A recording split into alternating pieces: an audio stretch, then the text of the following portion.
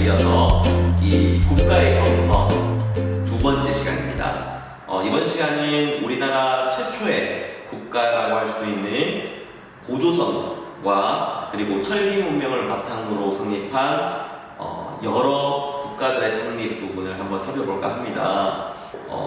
청동기 문명을 바탕으로 한 고조선과 철기 문명을 바탕으로 한 여러 국가들을 한번 살펴보도록 하겠습니다. 네, 이번 시간은 본격적으로 우리 민족의 최초의 국가라고 할 수 있는 고조선 국가의 성립과 발전, 그리고 여러 가지 특징들을 한번 살펴보는 그런 시간을 갖도록 하겠습니다. 여러분, 그림을 한번 보겠습니다. 만주 한반도 지역을 중심으로 해서 형성된 고조선, 우리 민족의 최초의 국가라고 할 수 있는 고조선이 이렇게 형성되어 있는 모습을 볼 수 있습니다. 이 고조선이 성립된 그 영역을 어떻게 우리 역사학자들이 파악할 수 있었나 알아보니 고고학자들에 의해서 이 고조선이라고 하는 영역에서는 공통적으로 발견되는 유물이 있었다고 합니다. 그 유물과 유적이 바로 여러분 잘 알고 있는 비파형 동검과 그리고 고인돌이라고 하는 거석들이 이 만주와 한반도 지역을 중심으로 많이 분포하고 있었다고 알고 있고요. 그렇게 해서 이것이 분포하고 있는 지역이 아마 예전의 우리 고조선의 영토가 아니었나라고 추정하고 있습니다. 그래서 우리 역사상 최초의 국가라고 할 수 있는 이 고조선의 영역이 아주 넓은 영토를 가지고 있는 강력한 청동기를 기반으로 한 국가였다는 것을 알 수 있죠. 우리가 고조선을 말하기 전에 일단 여러분이 알고 있는 고조선과 관련된 얘기가 있다면 바로 단군신화일 것입니다.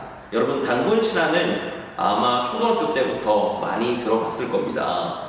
단군 왕검의 아버지였던 환웅과 이 단군 왕검의 어머니라고 할 수 있는 웅녀 사이에서 태어난 단군 왕검이 세운 고조선은 일단 이 고조선이라고 하는 나라가 어떤 특징을 가지고 있었는지를 잘 보여주고 있는 신화입니다. 그래서 이번 시간 교과서에는 나오지 않지만 여러분들 우리가 한 번은 살펴봐야 하는 내용이 바로 이 단군 신화입니다. 여러분, 단군 신화 내용은 여러분들 초등학교 때부터 많이 배웠을 겁니다. 배웠지만 오늘 이 시간에는 여러분들 삼국유사라는 책에 기록되어 있는 이 고조선의 건국신화라고 할 수 있는 단군신화를 한번 살펴보면서 이 고조선이 가지고 있는 특징들을 한번 살펴볼 필요가 있습니다. 그래서 여러분 보이시죠?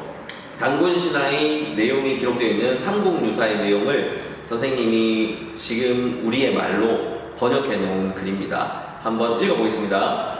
옛날에 환인 또는 환국의 서자인 환웅이 있었는데 자주 하늘 아래에 뜻을 두고 인간 세상을 탐냈다. 아버지가 자식의 뜻을 알고 삼위태백을 내려다보니 인간 세상을 널리 이롭게 할 만하였다. 이에 천부인 세계를 주며 가서 인간 세상을 다스리게 하였다. 환웅은 무리 삼천을 거느리고 태백산 꼭대기의 신단수 아래에 내려와 신시라 하니 이를 환웅천왕이라 한다. 풍백, 우사, 운사를 거느리고 곡식, 목순, 질병, 형벌, 선악 등 무릇 인간의 360여 가지의 일을 주관하며 세상을 다스리고 인도하였다. 네, 단군신화의 내용 가운데 첫 번째 이야기 부분입니다. 첫 번째 부분은 여러분 이 내용의 주인공은 환웅으로 되어 있습니다. 환웅은 여러분이 아시는 그 단군 왕검의 아버지입니다. 아버지가 어떻게 이 만주 한반도 지역으로 오게 되었는지를 알 수 있는 어느 정도 추론해 볼 수 있는 내용을 담고 있습니다. 먼저 환인이라고 하는 또는 환국이라고 하는 나라의 서자 출신이었던 환웅, 그래서 그 환국에서는 이미 왕위를 이어받을 수 없는 존재였음을 알 수 있습니다. 그렇게 해서 여러분 이 환웅이 다른 곳으로 이주를 하게 되었다는 그런 내용을 담고 있죠.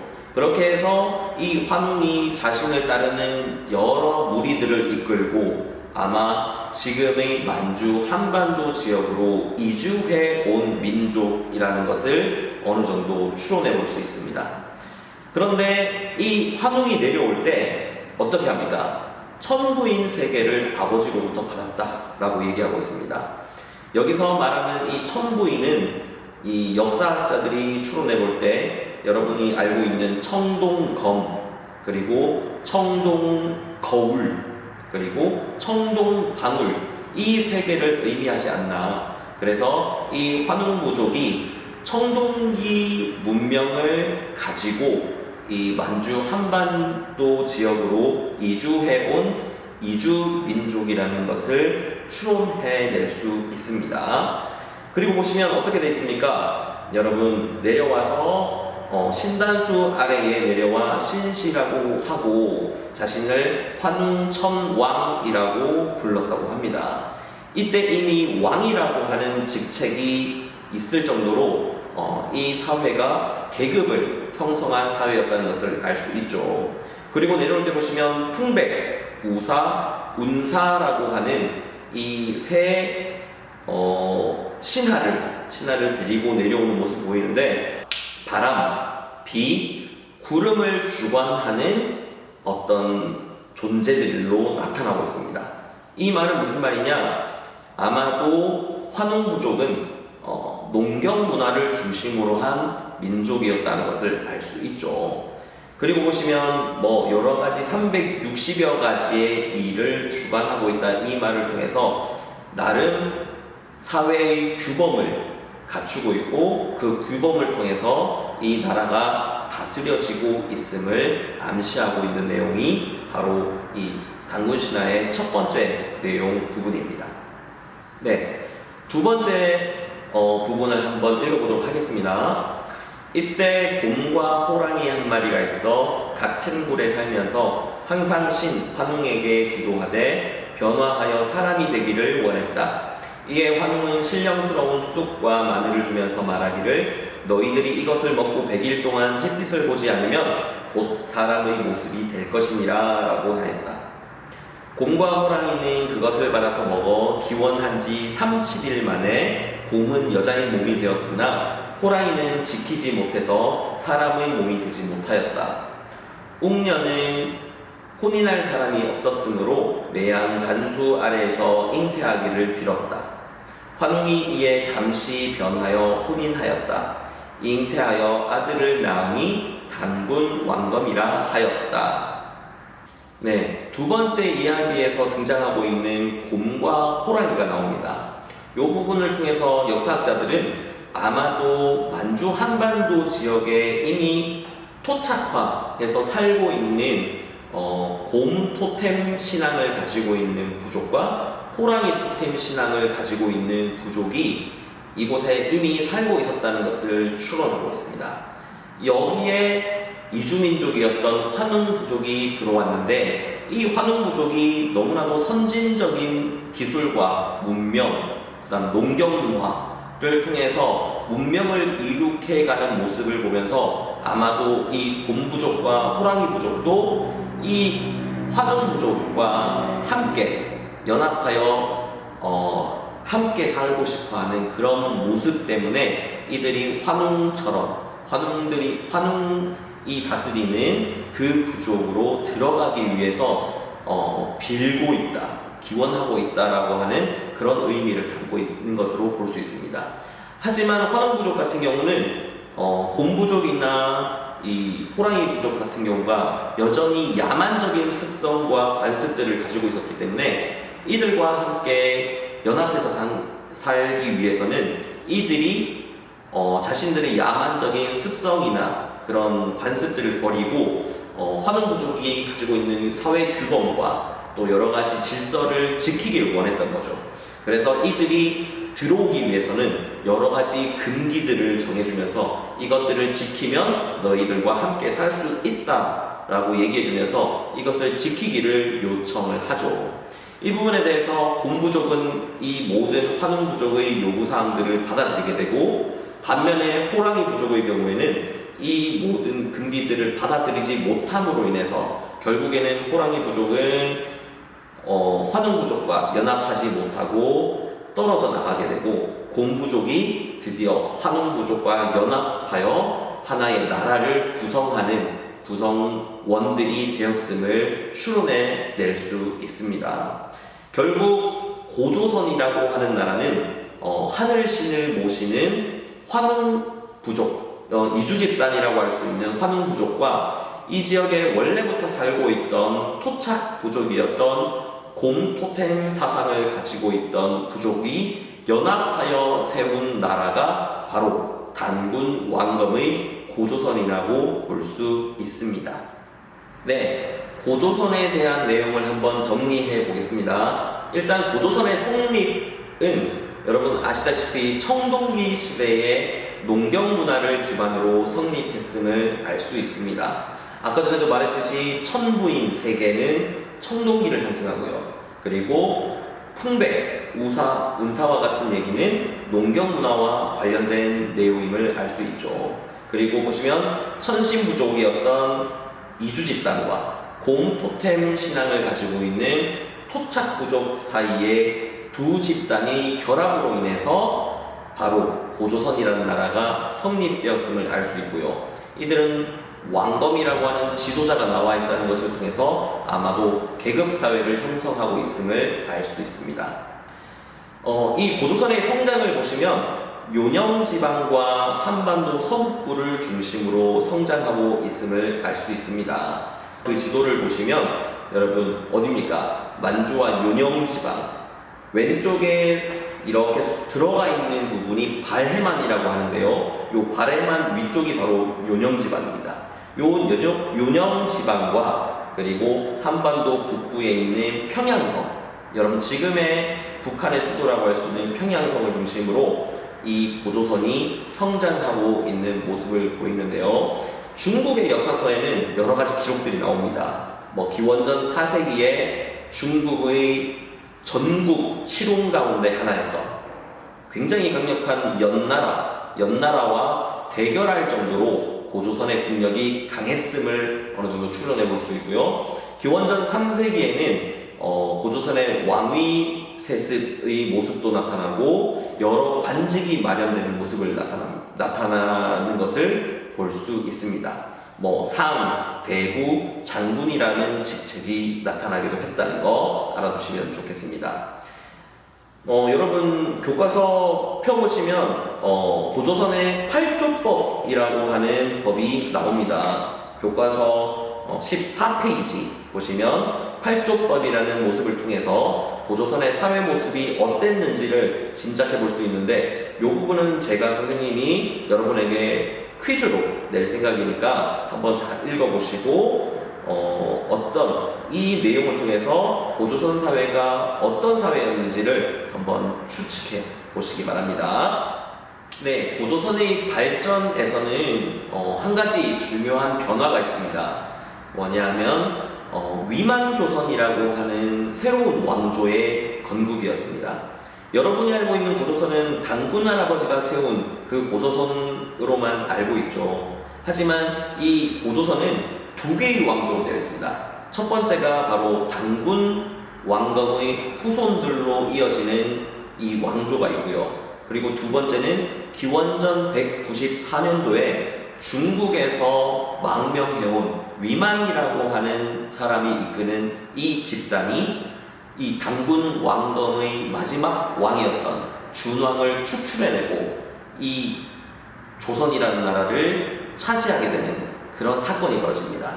그로 인해서 이제 고조선은 위만 왕조로 넘어가게 됩니다.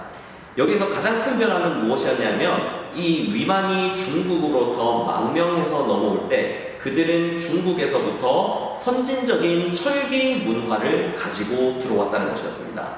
이로 인해서 고조선은 이제 청동기 사회에서 철기 사회로 넘어가게 됩니다. 당연히 철기 문명이 많이 발전하기 시작했을 거고요. 중국에서 넘은 이 위만 왕조는 상업을 굉장히 국가의 사업으로 중시해서 중국과 그리고 한반도 남부 지역에 위치하고 있는 진나라 사이에서 중개무역을 통해서 국가의 부를 축적하는 그런 모습을 보입니다. 하지만 위만조선이라고 하는 이 나라가 오래가지는 못합니다. 여러분, 한이라고 하는 중국의 통일 왕조가 들어서게 되고요. 이 한나라는 위만조선이 차지하고 있는 중개무역의 이익을 자신들이 차지하기 위해서 결국 위만조선을 쳐들어오게 됩니다. 1년여 기간을 버텼지만 결국 왕검성이 함락되면서 위만조선은 한의 침입으로 멸망하게 됩니다.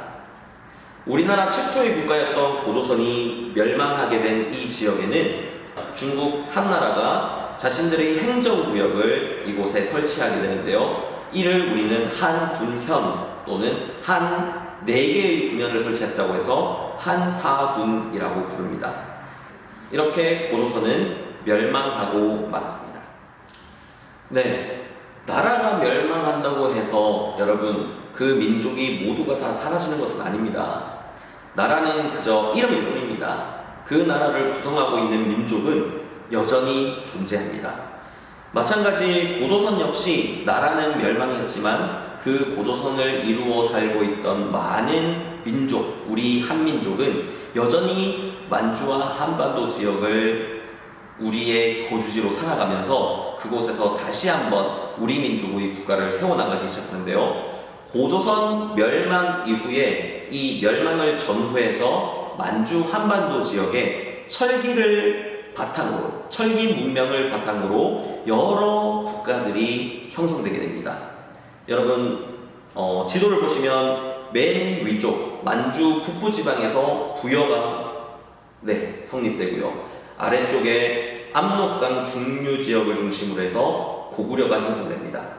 그리고 동해안 북부 지방 쪽으로 가시면 옥저와 동해가 이 지역을 중심으로 나라를 세우게 되고요.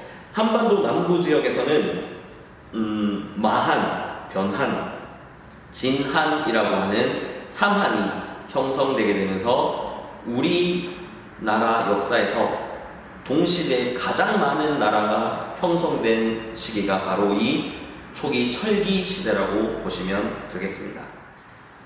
여러 나라의 성장 한번 보실까요? 여러분, 부여, 고구려, 옥저, 동해, 삼한 이렇게 크게 4개의 부류로 이렇게 나눠볼 수 있는데요. 먼저 부여의 특징을 한번 살펴보겠습니다. 보시면 알겠지만 1세기 초에 이미 왕호를 사용할 만큼 국가로서의 체제를 갖추고 있음을 알 수 있습니다.